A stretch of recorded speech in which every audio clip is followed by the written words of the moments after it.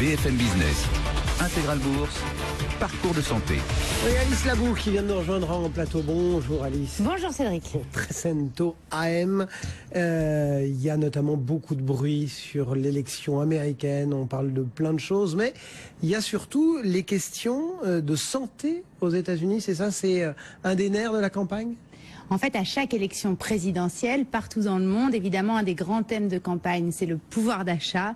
Et aux États-Unis, c'est aussi le pouvoir d'achat santé.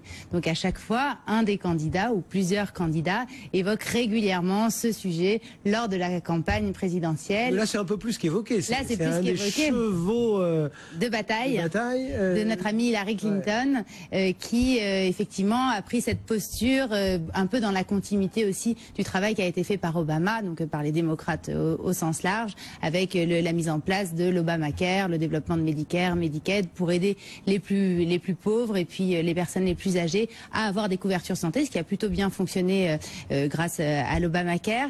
Alors là, effectivement, Hillary Clinton nous a encore fait un tweet ravageur la semaine dernière, alors un peu moins ravageur que ce qu'elle l'avait fait en septembre. On se souvient, en septembre 2015, on en avait parlé sur ce plateau, lorsqu'elle avait vraiment marqué une baisse, enfin son tweet avait fait une baisse très forte sur le marché de la santé, et notamment sur le marché des biotechnologies, parce que les médicaments biologiques sont souvent très chers, bien qu'ils soignent parfois beaucoup mieux les maladies que les médicaments chimiques. Là, en fait, elle a profité du fait que le Congrès demandait un petit peu des comptes à une société qui s'appelle Mylan, dont une partie du chiffre d'affaires, donc c'est 1 milliard sur 11 milliards de chiffre d'affaires, est réalisée par ce qu'on appelle l'EpiPen. Alors qu'est-ce que l'EpiPen? En fait, l'EpiPen, tout le monde connaît plus ou moins. L'EpiPen, c'est une solution injectable, comme un stylo injectable. Auto-injectable. Auto-injectable, qui permet d'injecter donc de l'adrénaline pour les gens qui font des chocs anaphylactiques, c'est-à-dire, en fait, c'est très simple, c'est des chocs, ça fait mot savant, je suis d'accord. Je le note. En fait, c'est quand vous faites une allergie grave et démesurée. Ça peut être, par exemple, à cause des venins, donc les piqûres d'abeilles, de serpents. C'est quand on surréagit, quoi. Voilà, c'est quand on surréagit. Et puis ça peut aussi être, donc ça touche plutôt les adultes, et pour les enfants c'est plutôt des allergies alimentaires. Et on sait qu'il y a un développement des allergies qui est gigantesque dans le monde, même des allergies bénignes, et évidemment ce genre de choc anaphylactique arrive de plus en plus régulièrement, et pour les gens qui y sont sensibles, ils ont besoin d'avoir toujours avec eux ce fameux EpiPen. Et en fait, Hillary Clinton, qui était un peu dans une situation délicate la semaine dernière, parce que le camp Trump l'attaquait fortement sur les questions de santé personnelle pour le coup, ou sur la fondation Clinton et des liens divers et variés qu'il y a pu avoir. Donc elle a dû se trouver une porte de sortie et Exactement. elle a choisi EpiPen. Et qu'est-ce qu'elle a dit? Elle a dit que c'était une question de vie ou de mort, donc elle a dit ça sur Twitter, et que évidemment le prix était trop important. Alors parlons du prix. Oui, parce que c'est quoi? Pourquoi est-ce que c'est trop important? C'est-à-dire? Alors la version officielle, donc ce qu'on appelle le prix catalogue, parce qu'aux États-Unis le système de fixation des prix des médicaments est très très différent du système français. Officiellement, ce stylo vaut, enfin ce système injectable vaut $600. Mais on sait très bien, c'est comme un moteur d'avion, enfin c'est comme un avion par exemple, quand vous avez le prix catalogue. Donc quand on dit que US Airways achète 230 Airbus au prix catalogue, en fait on sait qu'ils ne les ont pas payé ce prix-là. Et bien vous avez tout compris, c'est ça. Il y a des intermédiaires dont le métier c'est de négocier, qui eux-mêmes récupèrent un petit peu d'argent, et puis qui ensuite font bénéficier des contrats. Alors là pour le coup c'est plutôt aux assureurs santé qui ensuite remboursent. Et en fait post rabais, on est plus qu'autour de $275. Donc c'est quand même pas du tout les $600 affichés officiellement. Ça fait quand même une sacrée marge. Ça fait une sacrée marge. Vous savez, dans la santé aux États-Unis, c'est beaucoup comme ça. Et ce qui s'est passé, c'est que le cours de Mylan a évidemment immédiatement baissé, donc quasiment 7-8%. Ils vont être auditionnés par le Congrès pendant le mois de septembre, donc il est possible que ce soit un peu chahuté, le titre soit un petit peu chahuté. Et surtout, ils ont réagi très vite.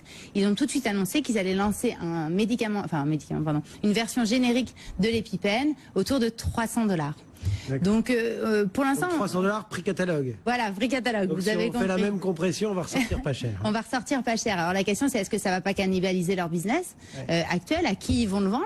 parce que s'ils le vendent aux mêmes à qui ils vendent aujourd'hui l'EpiPen, c'est quand même très embêtant.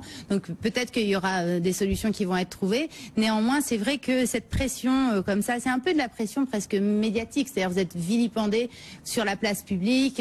Ce fameux tweet, parce qu'on sait maintenant que Twitter a un impact quand même relativement important, notamment aux États-Unis. En tout cas, c'est une espèce de pression médiatico-politique sur les sociétés dans la santé. Bon, mais j'ai envie de dire, Hillary Clinton, elle a décidé juste de se faire Mylan comme ça, ou c'est un cas symptomatique de toute une frange du monde du médicament aux États-Unis. Est-ce qu'il y a d'autres cas que Mylan?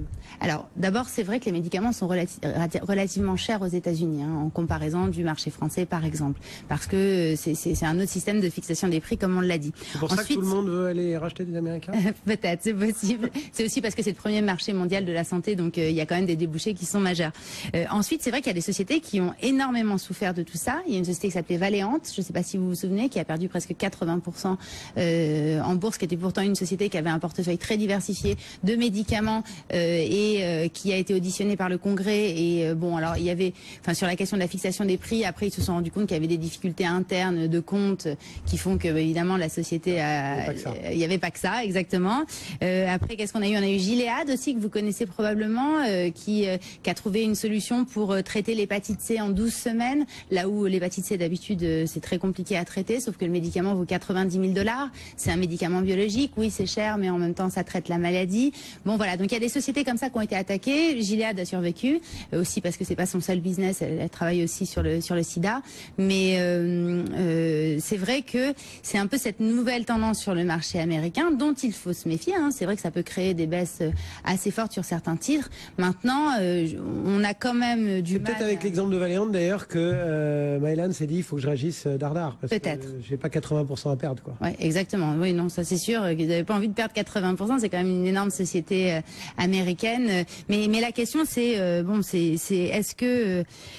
est-ce que le gouvernement américain, le gouvernement fédéral, est capable d'encadrer les prix des médicaments? Et ça, c'est tout le sujet. Donc, de nombreuses personnes travaillent sur ce thème-là pour être sûr, pour savoir si oui ou non c'est le cas.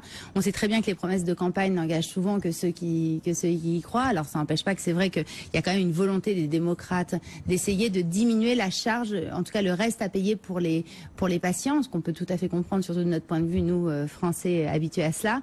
Mais bon, entre les grandes annonces et puis la mise en œuvre, j'attends de voir. Voilà pour l'aspect politique. Autre sujet que vous aviez envie d'évoquer, ça concerne le sida. Exactement. Et Glaxo, qui essaye de rendre le traitement moins lourd, c'est ça, que les trithérapies et ces cantines de médicaments qu'il faut avaler, que ça soit plus simple? Exactement. Alors, si vous voulez, jusqu'en 1996, d'abord, on va commencer par le début. Le sida, c'était une maladie considérée comme immédiatement mortelle, mais on a réussi à en faire une maladie quasiment dite chronique, c'est-à-dire à trouver des solutions et des traitements qui permettent de faire en sorte que le patient vive correctement sous traitement, mais pendant très longtemps. Et on estime même que certains peuvent vivre au-dessus de 90 ans, ce qui est quand même plutôt une très très belle avancée. Donc ça, c'est la première chose. Jusqu'en 1996, là, c'était une solution avec deux molécules, deux médicaments qu'on mettait ensemble, qui permettaient plus ou moins de traiter la maladie. Mais très vite, en fait, on s'est rendu compte que la maladie développait ses propres anticorps. Voilà, ses propres antimédicaments. Voilà, exactement. Donc, ne laissez plus les médicaments se fonctionner. Et donc, on est passé à ce qu'on appelle la trithérapie, que tout le monde connaît au moins de nom, qui est trois molécules qui vont venir supprimer certains stades de développement de la maladie. Je m'explique. Grosso modo, la maladie rentre dans la cellule. La première étape de la trithérapie, le premier traitement, c'est d'éviter que ça rentre dans la cellule. Ensuite, la deuxième étape, c'est d'éviter que la maladie, si elle rentre dans la cellule, s'adapte au codage de la cellule en question pour bien la pénétrer. Donc ça, c'est la deuxième partie, la trithérapie. Et la troisième partie, c'est pour éviter, si jamais elle s'adapte au codage et qu'elle est rentrée, de se multiplier dans le corps. Et en fait, cette trithérapie fonctionne simplement. D'abord, elle est très chère, et puis ensuite, elle a, si vous voulez, des effets secondaires qui sont très forts, parce que 3 médicaments très forts à prendre tous les jours, c'est évidemment, ça impacte forcément négativement les patients. Et là, Glaxo a dit, écoutez, moi, je j'ai trouvé des solutions avec des médicaments nouveaux, différents, et surtout la combinaison de 2 médicaments pour traiter de la même manière. En fait, ils suppriment l'étape 1, c'est-à-dire ils n'ont que l'étape 2 et l'étape 3, c'est-à-dire qu'ils n'empêchent pas la maladie d'entrer dans la cellule, mais ils l'empêchent de s'intégrer et de se dupliquer.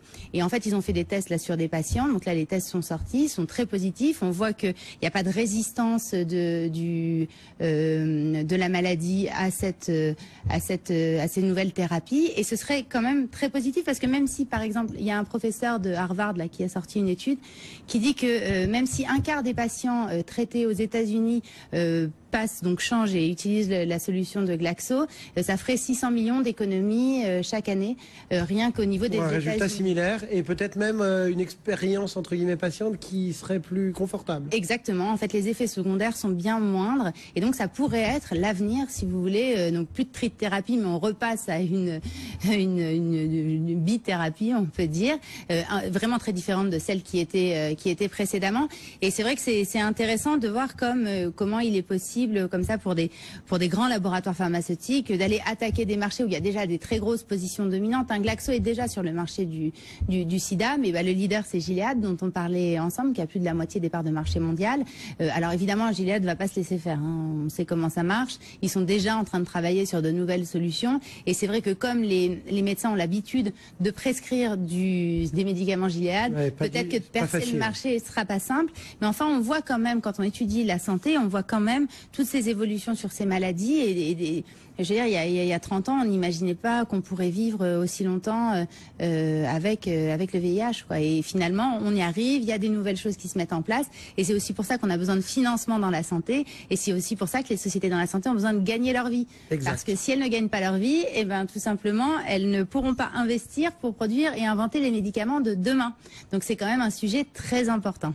On est bien d'accord. Alice Labou, donc pour ce petit parcours de santé. Alice Labou est très chaîne AM régulièrement sur l'antenne de BFM Business. Merci Alice. Merci. Bon retour et à très vite.